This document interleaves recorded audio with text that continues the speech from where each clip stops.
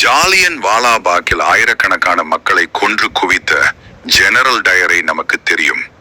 இந்திய வரலாற்றின் மறக்க முடியாத அந்த ஜாலியன் வாலாபாக் கோர சம்பவம் 15 நிமிடங்களுக்குள் நடந்தேறியது.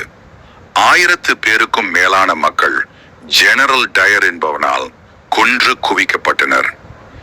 2000 பேருக்கும் அதிகமானோர் குற்றுயிரும் குலை உயிருமாக துடித்துக் கொண்டிருந்தனர். ஒவ்வொரு துப்பாக்கி வீரனும் 33 ரவுண்ட் சுட்டிருந்தான். மொத்தம் 1650 ரவுண்ட் சுடப்பட்டது. செத்து விழுந்த உடல்கள் இரத்த வெள்ளத்தில் மிதந்தன. தப்பி பிழைத்தவர்கள் நடக்க முடியாமல் வீதியில் விழுந்து கிடந்தனர். என்னை மதிக்காத இந்தியர்களுக்கு நான் அளித்த தண்டனை இது. ஒரு இராணுவ அதிகாரியாக இந்த செயலுக்காக நான் சந்தோஷம் அடைகிறேன். என்னிடம் இன்னும் அதிக ஆயுதங்கள் இருந்திருந்தால் அதிக நேரம் சுட்டிருப்பேன் என்று வெளிப்படையாக தெரிவித்தான் ஜெனரல் டயர். இங்கிலாந்திலிருந்து வெளியாகும் மார்னிங் போஸ்ட் என்ற பத்திரிகை ஜெனரல் டயரை வெற்றி நாயகன் என்று பாராட்டி எழுதியது. ஜாலியன் வாலாபாக் படுகொலை இந்தியாவை உலுக்கியது. அந்த பாதக செயலுக்கு காரணமாக விளங்கிய பஞ்சாப் கவர்னர் மிக்கேல் ஓ டயர் மற்றும் ஜெனரல் டயர் ஆகியோரை பழிவாங்குவேன் என்று உத்தம் சிங் என்ற பஞ்சாப் இளைஞன் சபதம் செய்தான்.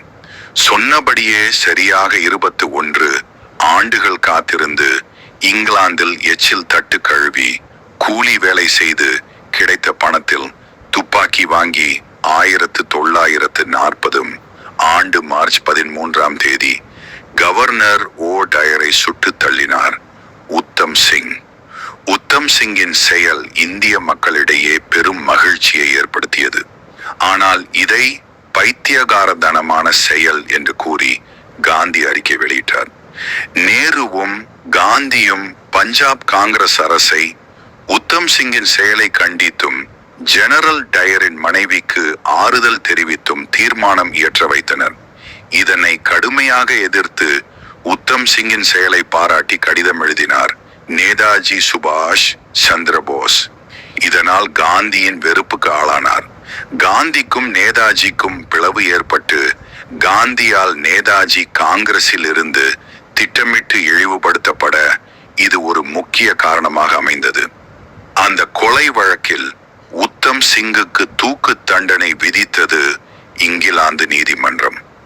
தூக்கில் போட்டவுடன் இங்கிலாந்து மண்ணிலே என்னை புதைத்து விடுங்கள். இத்தனை ஆண்டுகள் இந்திய மண்ணை இங்கிலாந்து ஆண்டது போல் இங்கிலாந்தின் 6 அடி மண்ணை ஓர் இந்தியன் நிரந்தரமாக அபகரித்துக் கொண்டான் என்பது ஒரு மாறாத அவமானமாக உங்களுக்கு அமையட்டும் என்று முழங்கினர். உத்தம் சிங் ஜூலை 31, 1940 அன்று அவர் வந்தே மாதர கோஷத்துடன் தூக்கு கயிறை முத்தமிட்டார். தியாக சிங்கம் என அழைக்கப்பட்ட அவரது உடல் சீக்கிய மத சடங்குகளுக்கு தடை விதிக்கப்பட்டு சிறைச்சாலையில் புதைக்கப்பட்டது. பஞ்சாப் மாநிலம் சுல்தான்பூர் சட்டமன்ற தொகுதி உறுப்பினர் யஸ்வந்த் சாது சிங் உத்தம் சிங்கின் எலும்பு கூடுகளையாவது இந்தியாவிற்கு எடுத்து வர வேண்டும் என்று மைய அரசிடம் கேட்டுக்கொண்டார். அன்றைய பிரதமர் இந்திரா காந்தி இதற்கான முயற்சிகளை மேற்கொண்டார். 35 ஆண்டுகளுக்கு பின்னர் 1975ஆம் ஆண்டு இங்கிலாந்து அரசு உத்தம் சிங் புதைக்கப்பட்ட இடத்தை மீண்டும் தோண்டி மிச்சம் மீதி எலும்புக்கூடுகளை பொறுக்கி கட்டி இந்தியாவிற்கு அனுப்பியது.